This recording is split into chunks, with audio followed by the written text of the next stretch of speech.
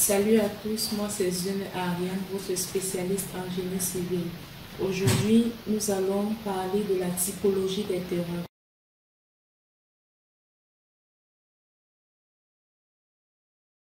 Distinguons 5 types de terrains.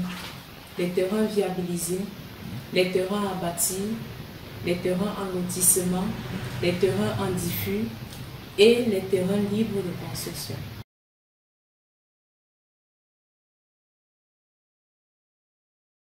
Lorsqu'on parle des terrains viabilisés, ce sont des terrains qui sont déjà raccordés aux différents réseaux d'eau, d'électricité et d'assainissement, mais qui ne garantissent pas pour autant la construction.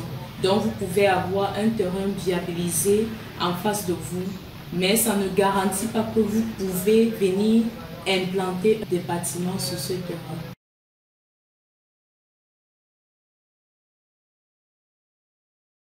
Les terrains à bâtir, ce sont des terrains constructibles sur lesquels vous pouvez venir implanter n'importe quel bâtiment de votre choix. C'est-à-dire ce sont des terrains qui garantissent automatiquement la construction, contrairement aux terrains dits viabilisés, qui ne garantissent pas automatiquement la construction.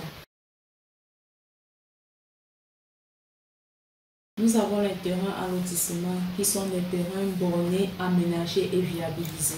Sur les terrains en lotissement, vous avez un type de construction qui vous est imposé. C'est-à-dire, si vous partez vers la Maïtu ou la Saïtois, ce sont des sociétés qui vendent des terrains dits lotis. Ils vous donnent un lot. Vous êtes obligé de respecter le type de construction qu'ils vous imposent. Parce qu'ils respectent les règles d'urbanisme et architectural. C'est ce qu'ils mettent en avant dans tout leur lot. Je vais vous prendre un exemple. S'ils vous disent, sur ce terrain, vous devez construire une maison qui ne doit pas dépasser un R+1, alors vous serez obligé de faire un R+1.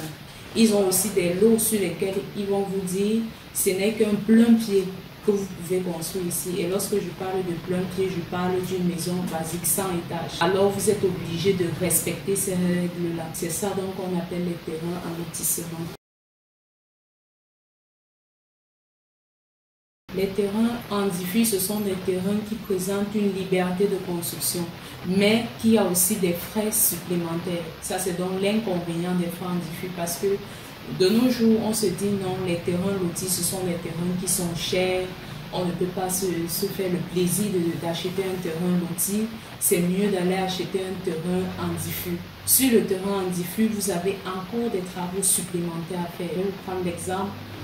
Si vous avez peut-être un terrain qui est en diffus, peut-être dans un quartier à Lundi, dans cette ville ici, à Douala, à Lundi, vous prenez un terrain en diffus, vous êtes encore obligé de faire les travaux de terrassement, vous êtes obligé de borner le terrain et faire d'autres travaux qui sont nécessaires pour la construction. Le terrain n'est pas prêt, donc vous avez encore beaucoup de choses à faire avant d'aller sur les terrains, avant de commencer votre construction.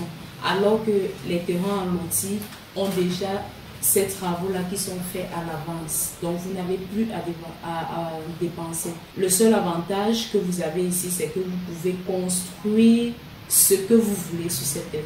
C'est-à-dire, si vous voulez implanter un immeuble, vous implantez.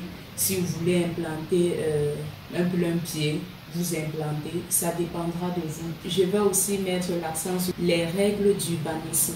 Parce que ces sociétés-là, bien qu'elles sont chères, lorsqu'elles vendent les terrains, elles respectent ces règles d'urbanisme-là.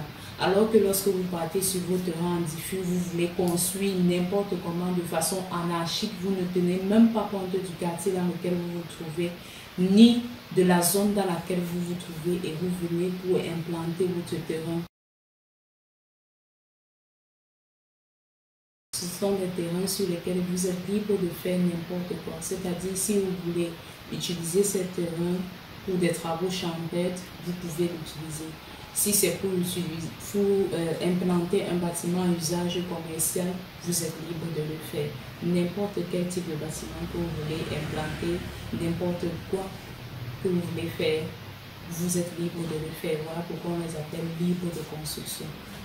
À partir des 5 types de terrains cités, vous pouvez déjà avoir une idée des différents types de terrains. Raison pour laquelle nous vous conseillons de consulter un expert avant de faire votre projet de construction. Alors, il vous conseillera quel type de terrain sera approprié pour vous en fonction de votre budget. C'est tout sur la typologie des terrains. Merci de m'avoir écouté. N'hésitez pas à vous abonner à ma chaîne YouTube et d'activer la cloche de notification pour avoir le contenu de mes vidéos. Aussi, n'hésitez pas à nous contacter au contact qui vous sera mis en description en cas de besoin.